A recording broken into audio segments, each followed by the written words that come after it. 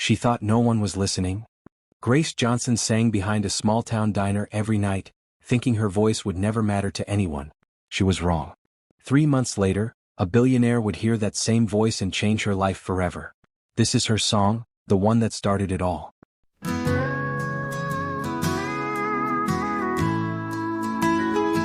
I used to sing to the cornfields, just me and the sky, dreaming of bright lights way beyond county lines. Mama said, baby, dreams don't buy bread. But I sang every night while the world went to bed. They called me silly, said I wouldn't go far, but I held every word like a wish on a star.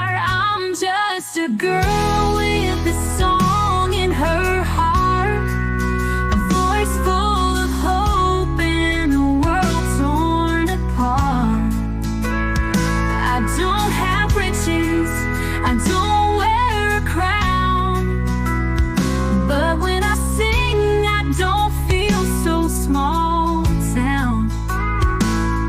Maybe one day someone will see there's more to this girl than what they believe.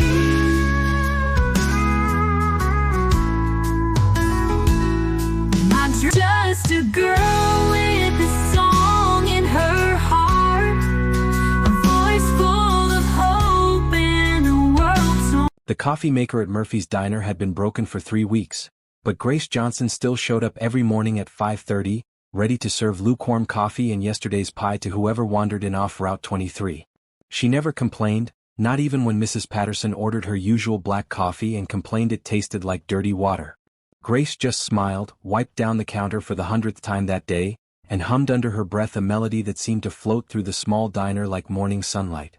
At 23, Grace had worked at Murphy's for 5 years, ever since her parents died in a car accident and left her with nothing but medical bills and a voice that could make grown men cry. She lived in a tiny apartment above the hardware store, saved every penny she could, and sang behind the diner after closing time when she thought no one was listening. The truth was, half the town had heard her at one point or another, but Grace didn't know that. She thought her voice was just something that helped her feel less alone. On this particular Tuesday morning, Grace was refilling the sugar dispensers when the bell above the door chimed. Mayor Thompson walked in, followed by 3 other town council members. Grace's heart sank a little. Council meetings at the diner usually meant someone was in trouble or the town needed money for something they couldn't afford.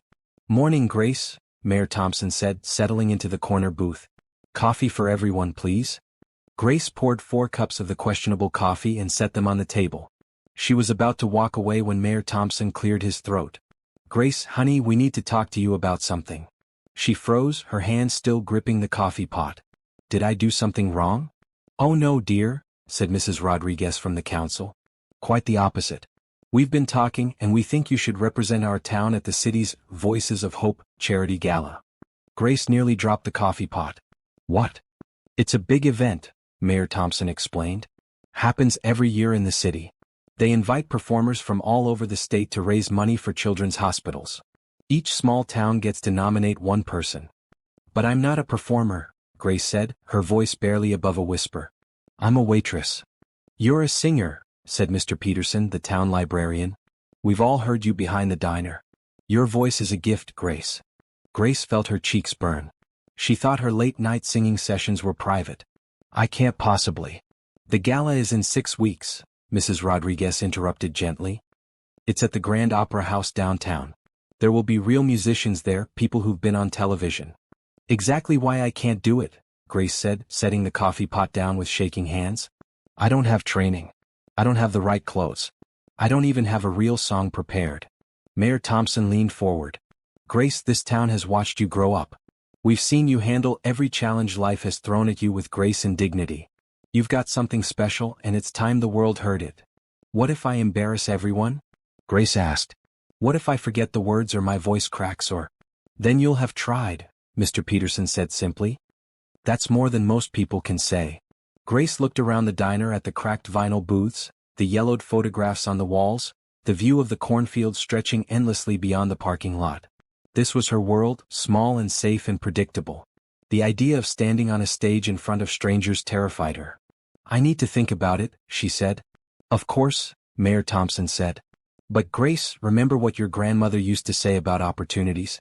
They don't come knocking twice." After the council members left, Grace stood behind the counter, her mind racing. Her grandmother had always told her that her voice was meant for more than just the diner, but Grace had never believed it. She was just a small-town girl who'd lost her parents too young and learned to find comfort in simple things: a good tip, a customer's smile, the feeling of a song rising from her chest when she thought no one was listening. But what if they were right? What if her voice really was meant for something bigger? Grace spent the rest of her shift in a daze, mechanically serving customers and clearing tables while her mind wandered to the possibility of standing on a real stage. By closing time, she'd made up her mind to say no. It was too risky, too far outside her comfort zone. That night, she locked up the diner and walked to her usual spot behind the building. The cornfield stretched out before her, and the stars were just beginning to appear in the darkening sky. She opened her mouth and began to sing not the song she'd been humming all day, but something new, something that seemed to come from the deepest part of her heart. Just a girl with a song, standing in the shadows, wondering if her voice could ever find its way, just a girl with a dream bigger than tomorrow, hoping that someone might hear her when she sings. As the last note faded into the night air, Grace felt something shift inside her. Maybe it was time to step out of the shadows. Grace barely slept that night. She tossed and turned in her small bed, the words of the song she'd sung echoing in her mind. Every time she closed her eyes, she saw herself standing on a grand stage, but the vision always ended the same way, with her running off in embarrassment as the audience laughed. The next morning she arrived at the diner early, hoping work would distract her from the decision weighing on her heart. But the first customer of the day was Rebecca Torres, her best friend since high school and the only person in town who knew about Grace's deepest dreams. "I heard about the gala," Rebecca said, sliding into her usual booth. "The whole town's talking about it." Grace poured her friend's coffee with shaking hands. "I'm going to tell them no." "Like hell you are," Rebecca said, her voice sharp with disbelief. "Grace, this is what you've always wanted. You used to draw pictures of yourself on stage when we were kids. That was different. That was just dreaming. And now it's real." Rebecca leaned forward. "When will you get another chance like this?" Grace sat down across from her friend, abandoning her morning routine. "What if I'm not good enough? What if I get up there and prove that I'm just a small-town waitress who should have stayed in her lane? What if you get up there and prove that you're everything you've always dreamed of being?" Before Grace could respond, the bell chimed again. This time, it was her grandmother's best friend, Mrs. Chin, who'd been like a second grandmother to Grace after her parents died. "Grace, dear," Mrs. Chin said, settling into the booth next to Rebecca. "I've been thinking about you all night." "Mrs. Chin, if this is about the gala." "It is." The older woman's eyes were bright with memory. "Your grandmother used to talk about your voice all the time. She said it was like hearing an angel sing." Grace felt tears prick her eyes.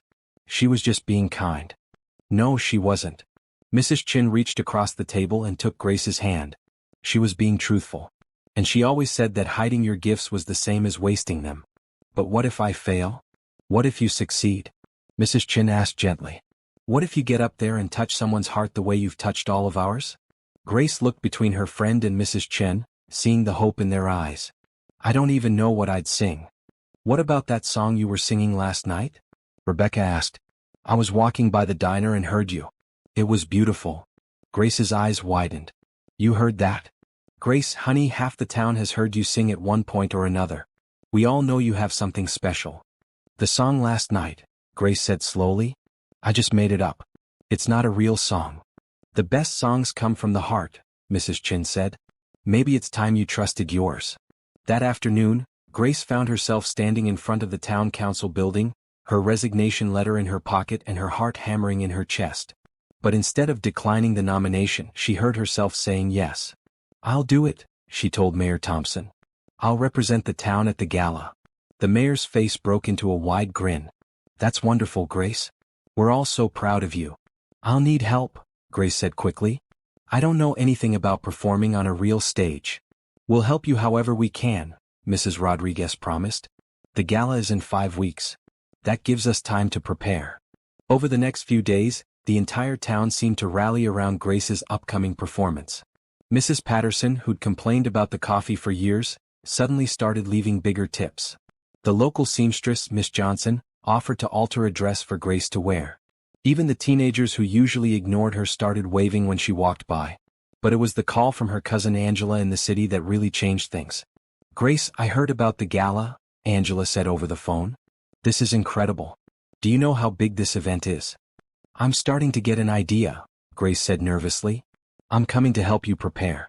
And I'm bringing you to the city early so you can see the venue and get comfortable." "Angela, I can't ask you to do that." "You're not asking. I'm offering. Family supports family, and I've been waiting my whole life for you to share that voice with the world." As Grace hung up the phone, she felt a mixture of terror and excitement. The safe, predictable world of the diner was about to expand in ways she'd never imagined. That night, she stood behind the diner again looking up at the stars. But this time when she sang, she wasn't hiding. She was practicing. Just a girl with a song, stepping out of the shadows, ready to let her voice find its way, just a girl with a dream bigger than tomorrow, hoping that someone might hear her when she sings. The song was growing just like her courage. In 3 weeks she'd be in the city. In 3 weeks, everything would change. But for now she was still Grace Johnson from Route 23, and that was enough. The Grand Opera House looked like a palace compared to anything Grace had ever seen. Standing on the sidewalk with her cousin Angela, she craned her neck to take in the towering columns, the ornate windows, and the marquee that read Voices of Hope Charity Gala Saturday, 7 p.m. "It's beautiful," Grace whispered. "It's intimidating," Angela said with a laugh. "But you're going to shine in there." They'd arrived in the city 2 days early, and Grace had been overwhelmed from the moment she stepped off the bus. The noise, the crowds, the buildings that seemed to touch the sky, was all so different from the quiet simplicity of Route 23. "Come on," Angela said, linking her arm through Grace's. "Let's go inside and meet the coordinator." The interior of the opera house was even more magnificent than the outside. Red velvet seats stretched in perfect rows toward a stage that looked bigger than Grace's entire apartment. Crystal chandeliers cast sparkling light across the space, and everywhere she looked, she saw elegance and grandeur. "You must be Grace," said a woman in a crisp black suit, approaching them with a clipboard. "I'm Jennifer Martinez, the gala coordinator. We're so excited to have you here." Grace managed a smile. "Thank you for having me. Let me show you around," Jennifer said, leading them toward the stage. "You'll be performing third in the lineup, right after the children's choir and before the jazz quartet from the university." As they walked, Jennifer explained the evening's schedule. There would be cocktails and a silent auction before the performances, followed by dinner and dancing. The money raised would go to 3 children's hospitals in the state. "It's a wonderful cause," Grace said, feeling the weight of responsibility settle on her shoulders. "It is," Jennifer agreed. "Last year we raised over $200,000. Your participation means so much to these families." They reached the stage and Grace looked out at the empty seats. In 2 days, those seats would be filled with people who'd paid significant amounts of money to attend. People who expected to be entertained by real performers. "Would you like to do a sound check?" Jennifer asked. Grace nodded, though her throat felt dry. She walked to the center of the stage, where a single microphone stood waiting. The theater was completely silent except for the sound of her footsteps. "Whenever you're ready," Jennifer called from the audience. Grace closed her eyes and began to sing. But instead of the new song she'd been working on, she found herself singing an old hymn her grandmother had taught her. The familiar words gave her comfort, and her voice rang clear and true through the empty theater. When she finished, the silence stretched for a moment before Angela began clapping enthusiastically. Jennifer joined in, and Grace felt a small spark of confidence. "That was lovely," Jennifer said. "Your voice has such warmth to it." "Thank you," Grace said, stepping back from the microphone. "Now let's talk about your performance outfit," Jennifer said. "Do you have everything you need?" Grace looked down at her simple blue dress, the nicest thing she owned. "I think so." Angela shot her a look. "Actually, we were hoping to find something a little more formal for the evening." "Of course," Jennifer said. "There are several boutiques nearby that specialize in performance wear. I can give you some recommendations." An hour later, Grace found herself in an upscale boutique, surrounded by dresses that cost more than she made in a month. The saleswoman, a petite woman with silver hair, looked her up and down appraisingly. "What's the occasion?" she asked. "The Voices of Hope Gala," Angela answered. "She's one of the performers." The woman's eyebrows rose. "Wonderful. Let me pull some options for you." She returned with an armload of dresses in various colors and styles. Grace tried on dress after dress, each one making her feel more like she was playing dress-up than preparing for a real performance. "This one," the saleswoman said, holding up a deep blue gown with simple, elegant lines. "It's perfect for your skin tone and build." Grace slipped into the dress and looked at herself in the mirror. The woman was right, the color brought out her eyes, and the cut was flattering without being too formal. But the price tag made her stomach drop. "I can't afford this," she whispered to Angela.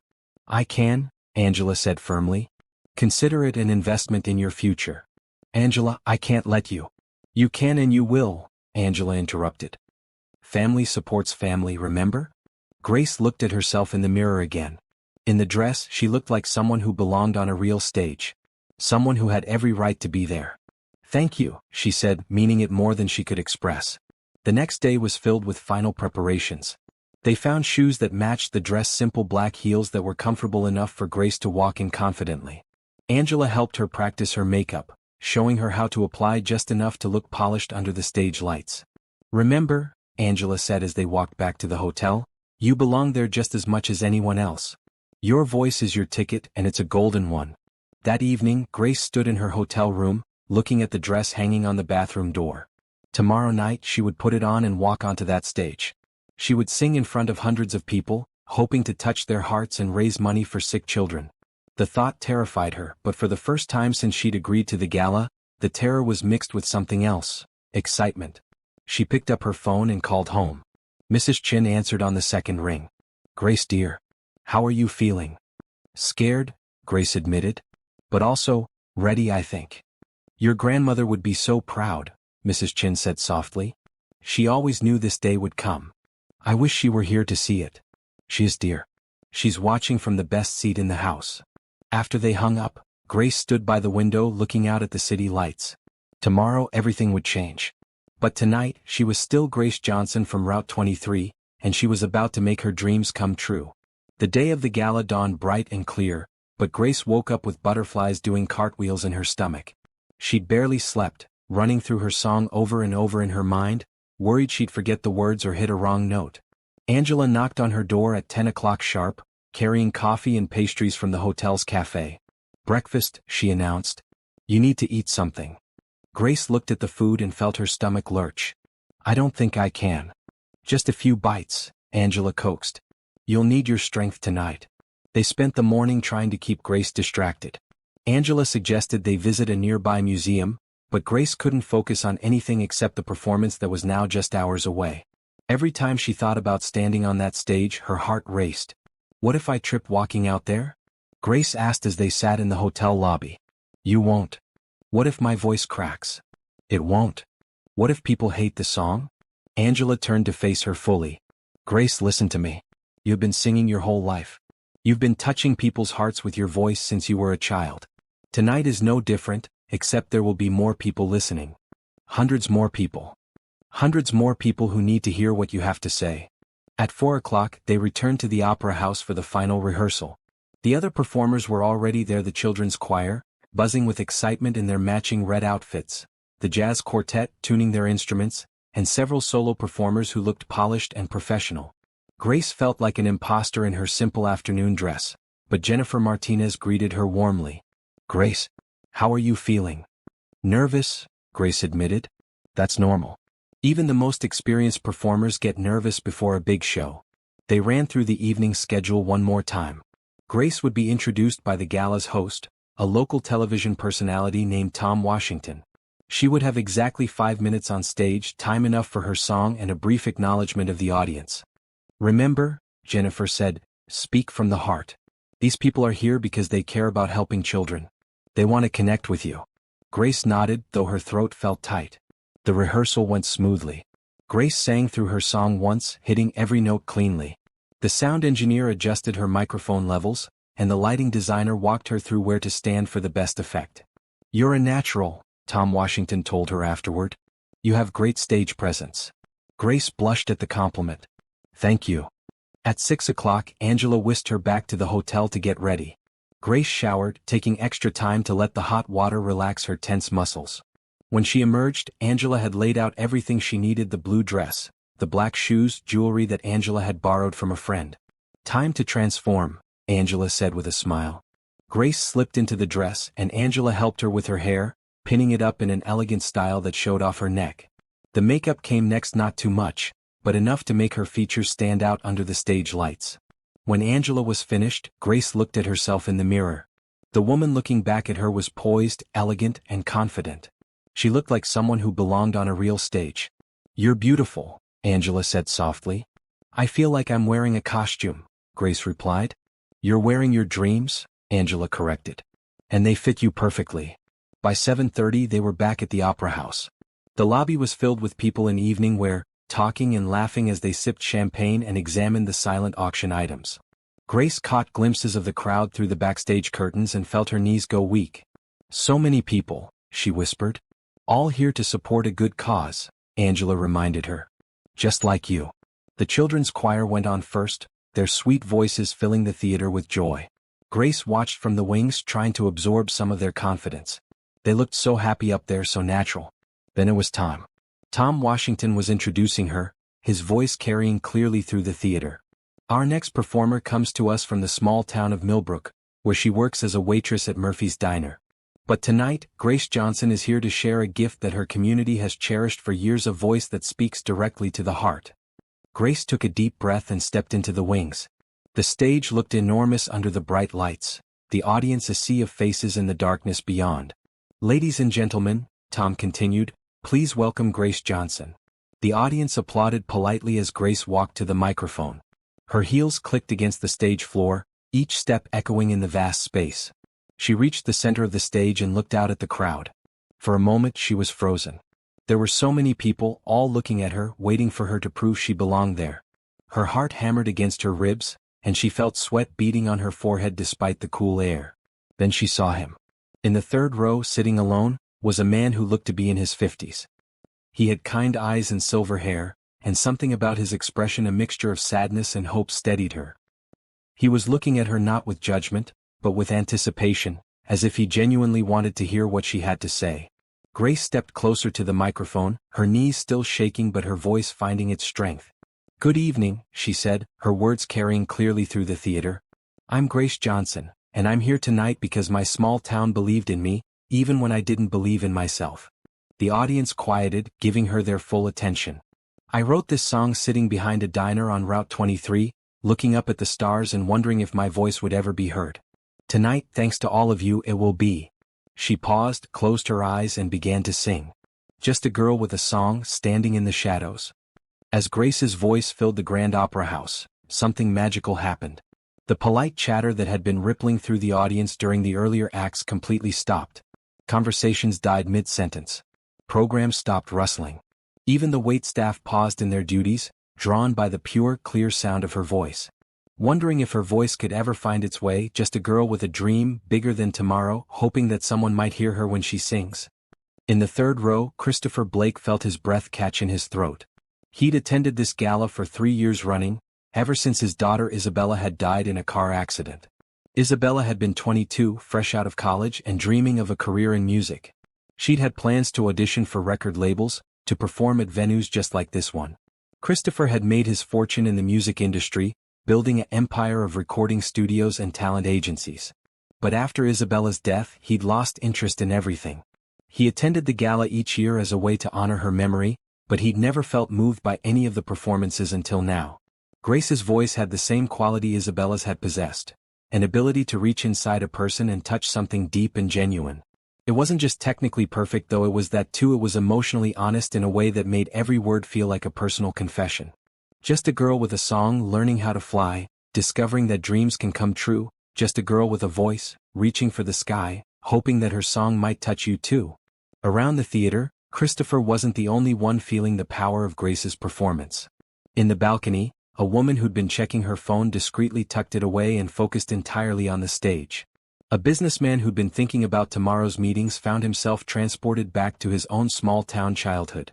A teenage girl who'd been dragged to the gala by her parents sat up straighter, suddenly understanding why her mother had always told her to follow her dreams.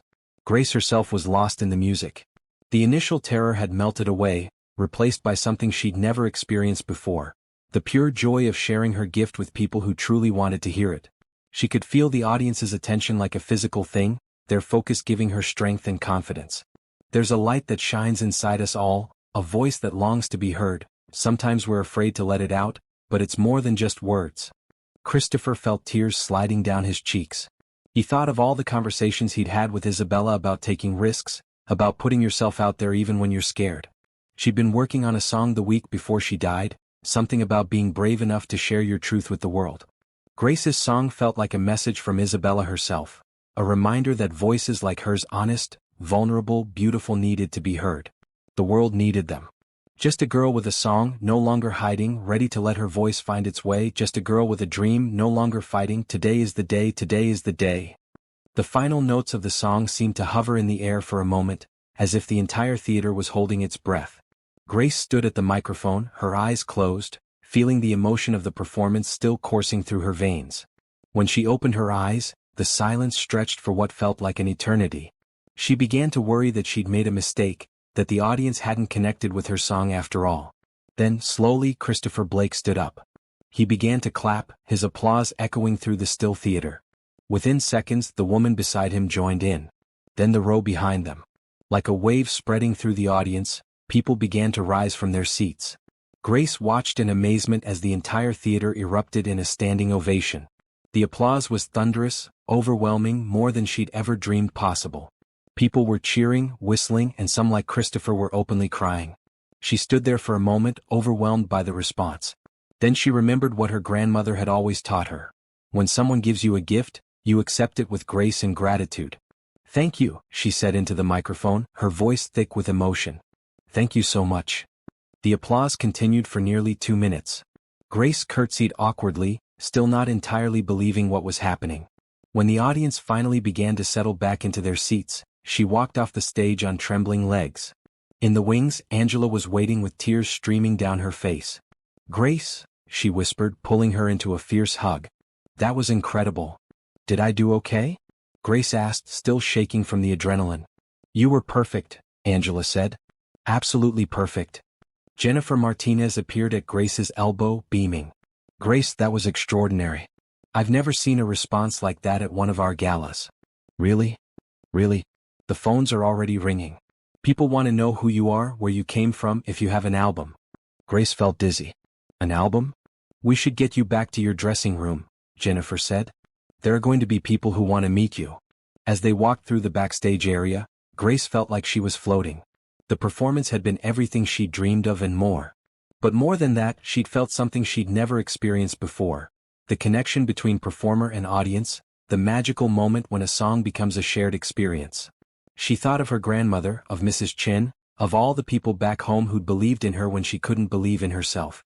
They'd been right, her voice was meant for more than just the diner.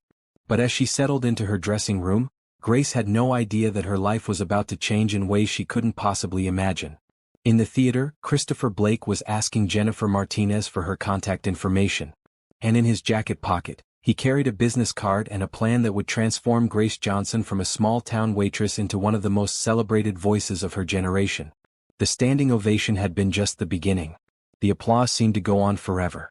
Grace stood in the wings, still trying to process what had just happened. Angela kept wiping tears from her cheeks, and Jennifer Martinez was practically bouncing on her toes with excitement. "Grace, you need to go back out there," Jennifer said urgently. "They're calling for an encore." "What?" Grace looked back toward the stage where the audience was indeed still on their feet, clapping and calling her name. "Go," Angela said, giving her a gentle push. "They want more." Grace walked back onto the stage, her heart hammering. The audience erupted again when they saw her, the applause somehow even louder than before. She approached the microphone, unsure what to say. I don't have another song prepared," she said, her voice carrying clearly through the theater. "Sing anything," someone called from the audience. Grace smiled, feeling a warmth spread through her chest. These people, these strangers, had embraced her so completely. She thought of home, of the diner, of all the nights she'd sung just for herself in the stars. "This is a song my grandmother used to sing to me," she said softly. "It's called Amazing Grace." The theater fell silent again as Grace began the familiar hymn. But she sang it in her own style, with the same emotional honesty that had marked her original song. Her voice soared through the verses, each note clear and true. In the third row, Christopher Blake closed his eyes and let the music wash over him. He thought of his own mother, who'd sung him to sleep with this same song when he was a child. He thought of Isabella, who'd loved old hymns and spiritual songs. When Grace finished, the audience gave her another standing ovation, though shorter this time. She curtsied again, thanked them, and walked off the stage with tears in her eyes. "That was beautiful," Jennifer said, greeting her in the wings. "I've never seen anything like it."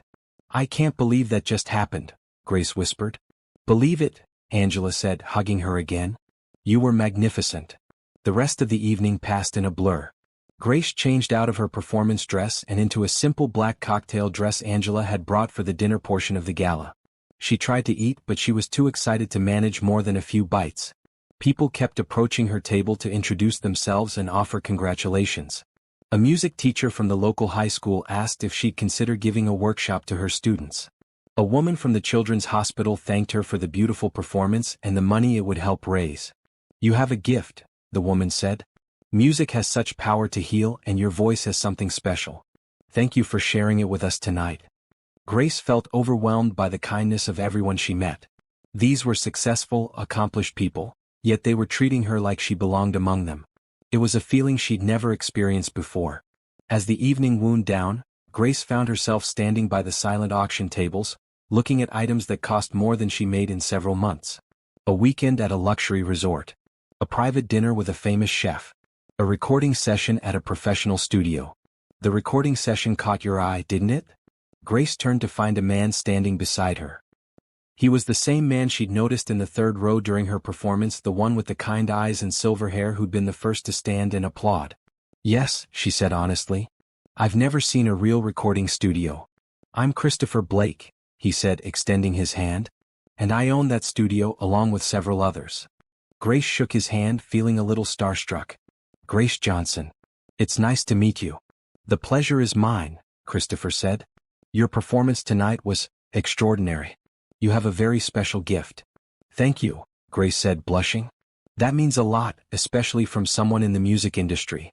Christopher smiled, but there was something sad in his eyes. "I'd like to talk to you about your future if you're interested. I think you have the potential to reach a much larger audience than you might imagine." Grace felt her heart skip. "I'm not sure I understand." "I'd like to help you develop your talent.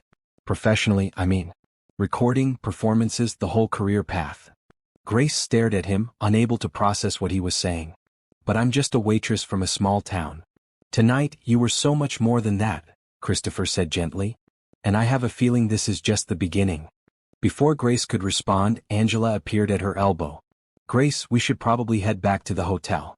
You have a long day tomorrow?" "Of course," Christopher said. "But Grace, I hope you'll consider my offer. Here's my card." He handed her a simple white business card with embossed lettering. "Call me when you're ready to talk about your future." Grace took the card with trembling fingers. "Thank you, Mr. Blake." "Christopher," he corrected. "And thank you for tonight. You reminded me of something I'd forgotten." He walked away, leaving Grace staring at the card in her hands. "Who was that?" Angela asked. "Christopher Blake," Grace said faintly. "He owns recording studios. He wants to help me with my career." Angela's eyes widened. "Grace, do you know who Christopher Blake is? A music executive? He's one of the most powerful people in the music industry. He's discovered some of the biggest names in music. If he's interested in you..." Grace felt dizzy. "This can't be real." "It's real," Angela said firmly. "This is your moment, Grace. This is what you've been waiting for your whole life." As they walked back to the hotel, Grace kept looking at the business card. Christopher Blake, President and CEO, Blake Entertainment Group. A phone number. An address in Nashville. "What if I'm not ready?" she asked Angela as they rode the elevator up to their floor. "What if you are?" Angela replied. "What if this is exactly what you're supposed to be doing?" That night, Grace lay in bed staring at the ceiling, unable to sleep. The events of the evening kept replaying in her mind. The stage, the audience, the standing ovation. Christopher Blake's offer.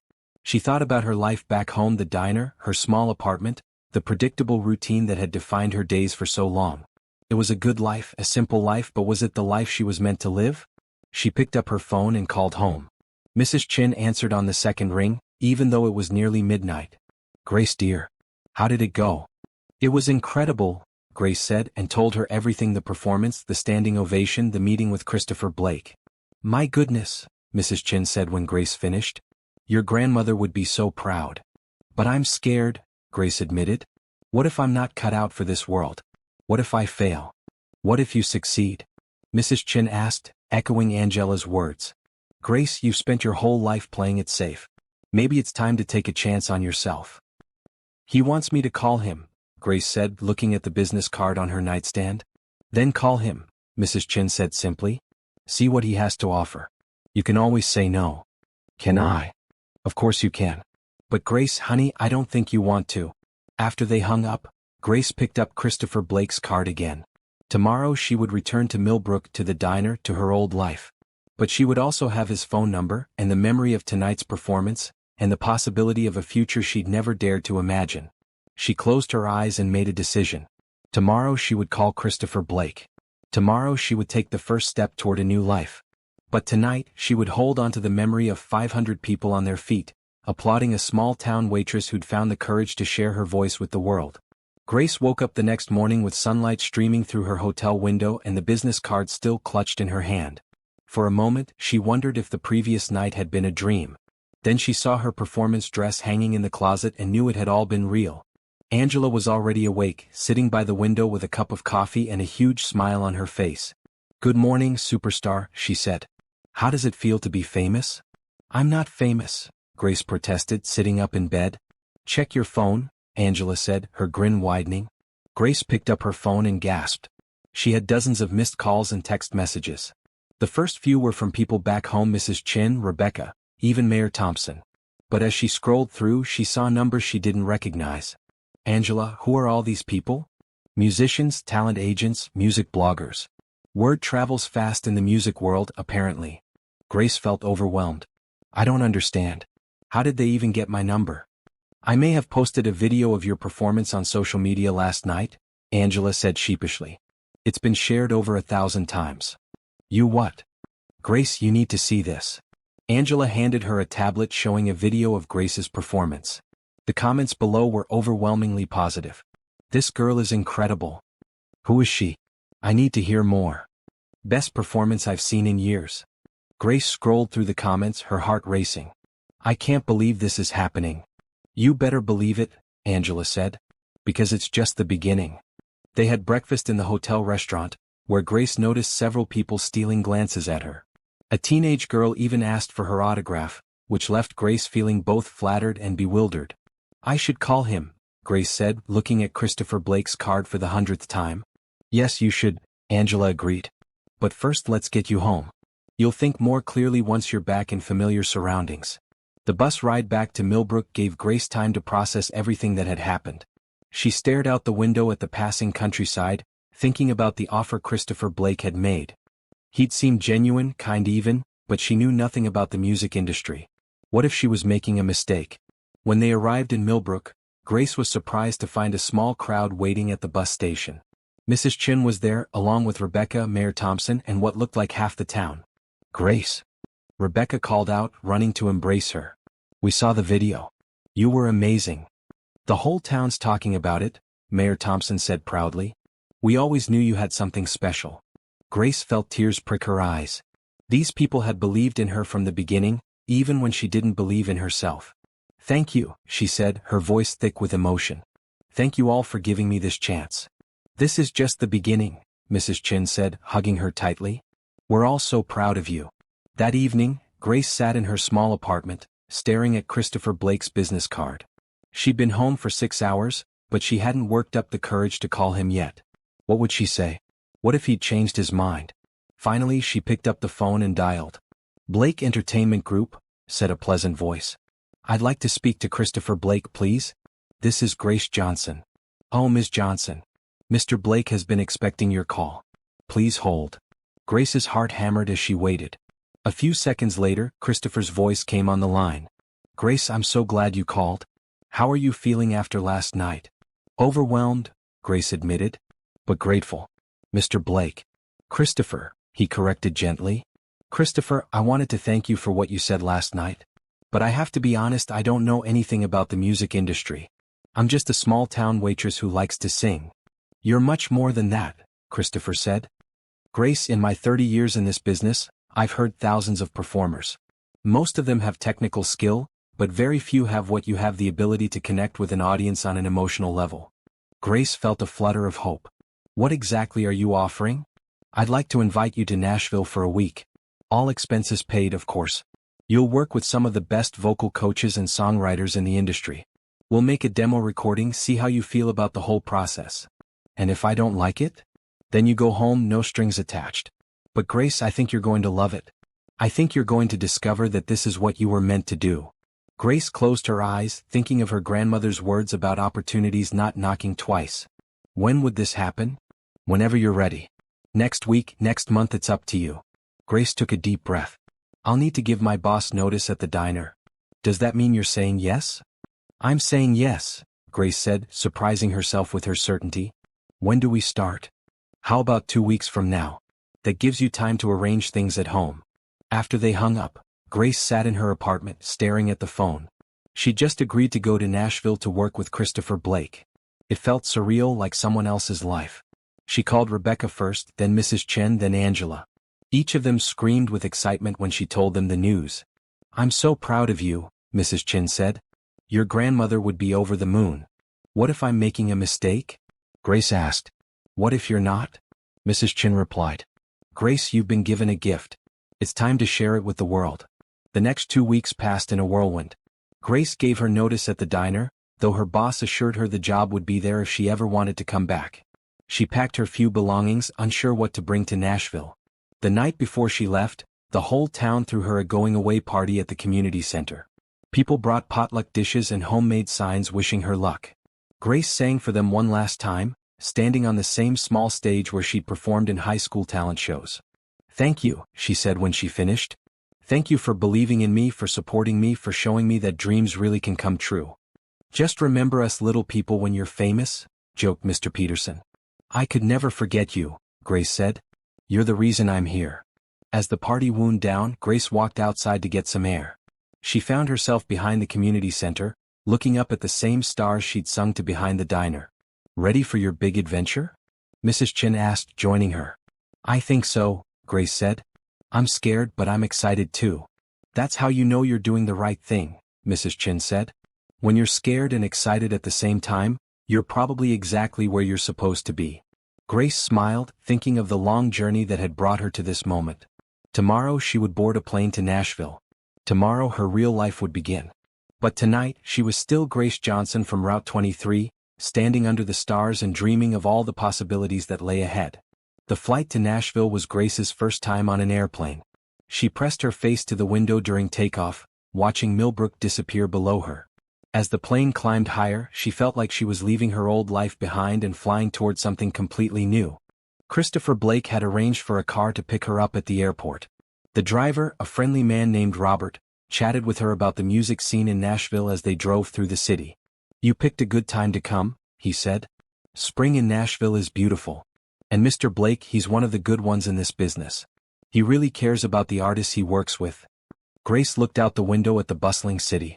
Everything was bigger than she'd imagined: the buildings, the traffic, the energy. Street musicians played on corners, and she could see the famous honky-tonk bars she'd heard about in songs. Blake Entertainment Group occupied a sleek building downtown. The lobby was all glass and chrome, with platinum albums mounted on the walls. Grace recognized some of the artists' names: singers she'd heard on the radio, performers she'd admired from afar. Ms. Johnson, said the receptionist, a young woman with a warm smile. Mr. Blake is waiting for you in his office. Christopher's office was on the top floor, with floor-to-ceiling windows that offered a stunning view of the city. He stood up from behind a large desk when Grace entered, extending his hand with a genuine smile. Grace, welcome to Nashville. How was your flight? Amazing, Grace said, shaking his hand. I've never flown before. Really? Well, this is a week of firsts for you then. He gestured to a comfortable seating area by the windows. Please sit. Can I get you something to drink? Coffee would be great, Grace said, settling into a leather chair. As Christopher poured coffee from a service set on a side table, Grace looked around the office. There were photographs everywhere: Christopher with famous musicians, award ceremonies, recording sessions. But what caught her attention were the personal photos on his desk. A beautiful young woman with dark hair and bright eyes. "That's my daughter, Isabella," Christopher said, noticing her gaze. "She passed away 3 years ago." "I'm so sorry," Grace said softly. Christopher's expression grew thoughtful. "She was a singer like you. She had dreams of making it in the music industry." He paused, looking at the photograph. "Your performance at the gala? It reminded me of her. The way you connected with the audience, the honesty in your voice." Grace felt honored by the comparison but also the weight of responsibility. "Is that why you want to help me?" "Partly," Christopher admitted. "But also because you have genuine talent. In this business you meet a lot of people who can sing, but very few who can truly move people the way you do." He sat down across from her, his expression becoming more businesslike. "Let me tell you what I'm thinking. This week I want you to work with our best vocal coach, Samantha Rodriguez. She's worked with some of the biggest names in music. I also want you to spend time with our songwriting team, see if you connect with any of them." "What about my song from the gala? Just a Girl with a Song? That's yours." Grace nodded. "I wrote it behind the diner one night." Christopher's eyebrows rose. "Grace, that's a hit song. With the right arrangement, the right production, it could be huge." "Really? Really? But I don't want to get ahead of ourselves. This week is about exploration, seeing if this life is something you want. No pressure, no commitments." Grace sipped her coffee, feeling more at ease. "What happens if I decide I want to do this? Then we'll talk about a recording contract. I'll be honest with you, the music industry can be tough. There are a lot of people who will try to take advantage of you, change who you are to fit some commercial mold. But I believe in authentic artists, people who have something real to say. And if I decide it's not for me, then you go home with some great experiences and the knowledge that you gave it a try. No hard feelings." Grace nodded, appreciating his honesty. "Where will I be staying?" "I have a guest house that I use for visiting artists. It's quiet, private, and you'll have everything you need. I think you'll find it comfortable." The guest house was more than comfortable, it was luxurious by Grace's standards. It had a full kitchen, a living room with a grand piano, and a bedroom with a view of a beautiful garden. Fresh flowers sat on the dining table, and the refrigerator was stocked with everything she might need. That evening, Christopher took her to dinner at a small restaurant in the music district. As they ate, he told her about his journey in the music industry, starting as a young man with big dreams and eventually building one of the most successful entertainment companies in the country. "I've been lucky," he said. "But I've also learned that success without meaning is hollow. After Isabella died, I lost my passion for the business. I was just going through the motions." "What changed?" "You did," Christopher said simply. "Hearing you sing reminded me why I fell in love with music in the first place. It's not about the money or the fame, it's about the connection between artist and audience, the way a song can touch someone's heart." Grace felt tears prick her eyes. "I don't know if I'm worthy of that kind of faith." "You are," Christopher said firmly. "And by the end of this week you'll know it too." After dinner they walked through the historic district. The streets were alive with music performers on corners, bars with live bands, the sound of dreams being chased and sometimes caught. "This is it," Christopher said, stopping in front of a building with a simple sign, "Blake Recording Studios." "Your studio?" "One of them. This is where we'll record your demo. Would you like to see it?" Grace nodded eagerly. Inside, the studio was a wonderland of equipment she didn't recognize. There were mixing boards with hundreds of knobs and buttons, microphones that looked like works of art, and a recording booth with acoustics so perfect that Grace could feel the difference just standing in it. "This is where magic happens," Christopher said. "Where artists pour their hearts into the microphone and create something that will live forever." Grace ran her hand along the piano keys, producing a soft melody. "It's beautiful. Tomorrow you'll start working with Samantha. She's going to help you discover the full range of your voice. Are you ready?" Grace looked around the studio, thinking of the long journey that had brought her here. From the diner to the gala to this moment, it felt like a dream come true. "I'm ready," she said and meant it. The first morning of vocal training with Samantha Rodriguez was both exhilarating and humbling. Samantha was a petite woman with graying hair and sharp eyes who'd worked with some of the biggest names in music. She listened to Grace sing scales for 10 minutes before stopping her. "You have natural talent," Samantha said, "but you're holding back. Your voice is capable of so much more." "I don't understand," Grace said. "You're singing like you're still behind that diner, afraid someone might hear you. But now you want people to hear you. You need to fill the room, claim your space." For the next 3 hours, Samantha worked with Grace on breathing techniques, vocal exercises and performance presence. By the end of the session, Grace was exhausted but exhilarated. She could feel her voice growing stronger, more confident. "Tomorrow we'll work on your emotional range," Samantha said. "You have the technical skills, but great singers know how to use their voice to tell a story." That afternoon, Grace met with the songwriting team. They were a diverse group: a country music veteran, a pop songwriter, and a young musician who specialized in folk influences. They listened to Grace perform "Just a Girl with a Song," and immediately began discussing arrangements.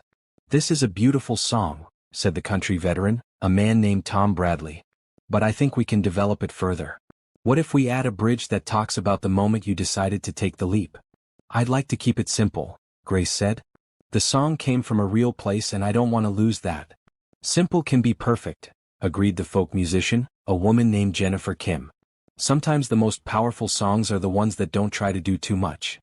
They spent the afternoon working on the arrangement, with Grace contributing ideas and the team helping her refine them. By the end of the day they had a version that felt both polished and authentic.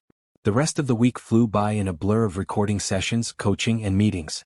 Grace recorded a demo of "Just a Girl with a Song," along with 2 other songs she'd written over the years. The experience of hearing her voice played back through professional equipment was surreal. "You're a natural in the studio," said the sound engineer, a young man named Jake. "Some singers get nervous in front of the microphone, but you seem to come alive." On her last night in Nashville, Christopher took Grace to dinner at an upscale restaurant. She'd grown more comfortable with him over the week, seeing him not just as a powerful music executive but as a kind man who genuinely cared about her success. "So," he said over dessert, "what do you think?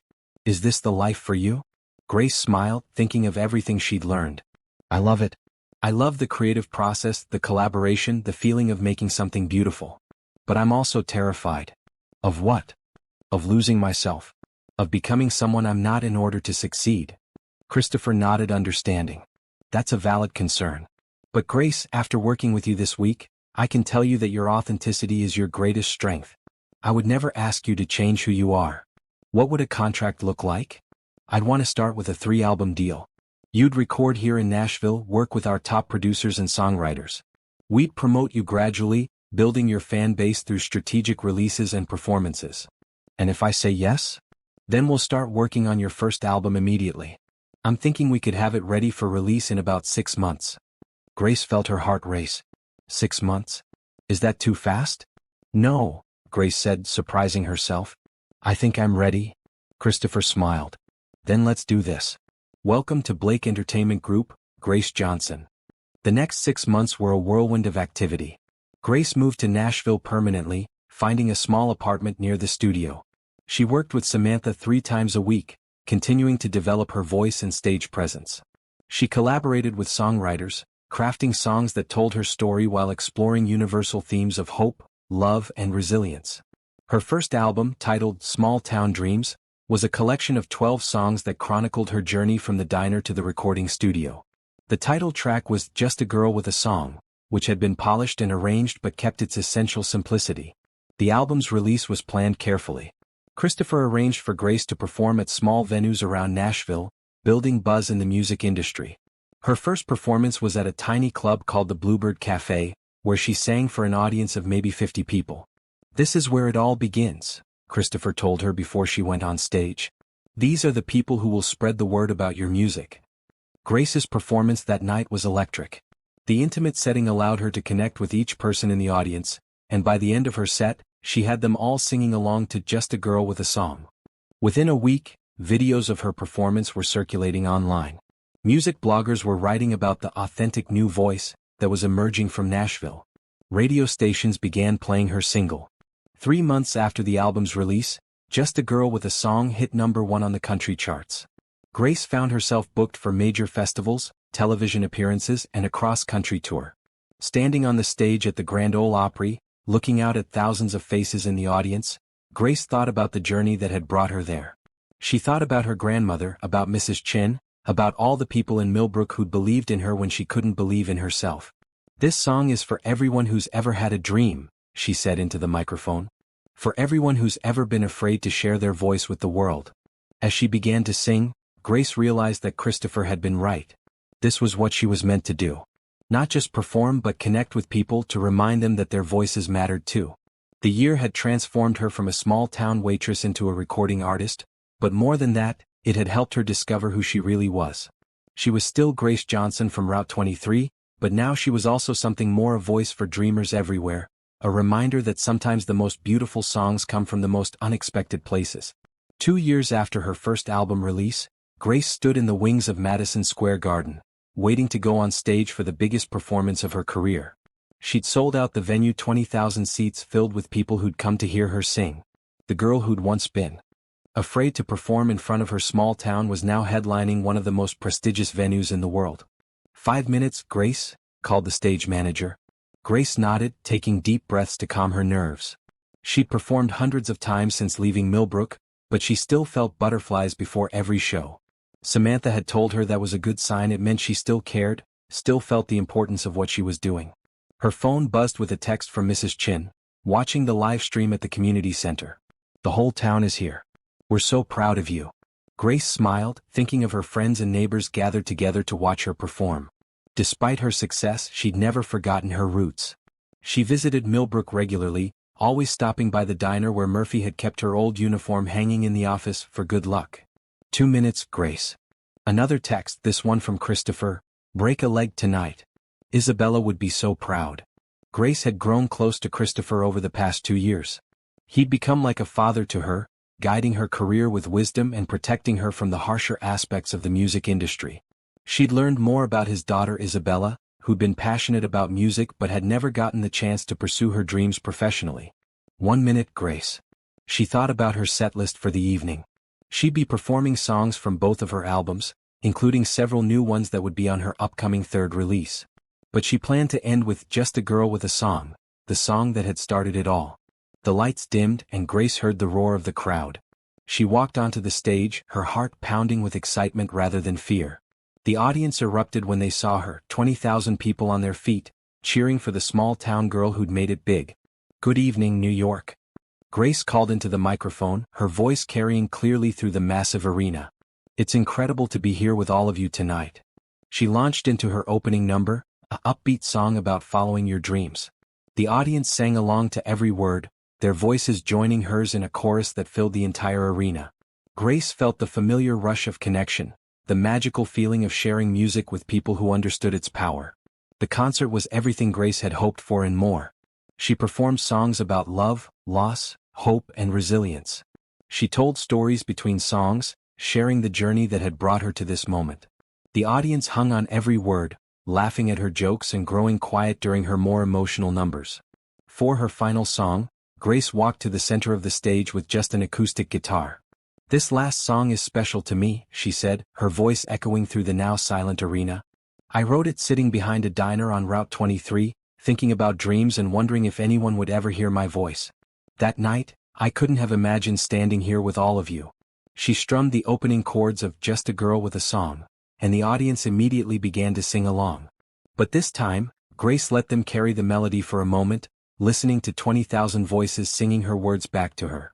Just a girl with a song, no longer hiding, ready to let her voice find its way. Just a girl with a dream, no longer fighting. Today is the day, today is the day. As the song ended, Grace felt tears streaming down her cheeks. The audience gave her a standing ovation that lasted nearly 5 minutes, and she stood there soaking it all in, the love, the energy, the incredible feeling of having touched so many lives with her music. Backstage, Christopher was waiting with a huge smile and tears in his eyes. "That was incredible," he said, pulling her into a hug. "I've never seen anything like it." "I can't believe it's real," Grace said, still emotional from the performance. "It's real and it's just the beginning," Christopher said. "Grace, I have something to tell you. We've been offered a network television special.